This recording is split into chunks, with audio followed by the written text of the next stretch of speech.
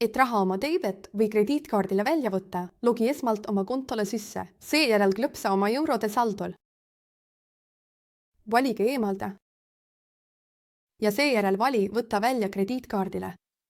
Sisesta summa, mida soovid välja võtta.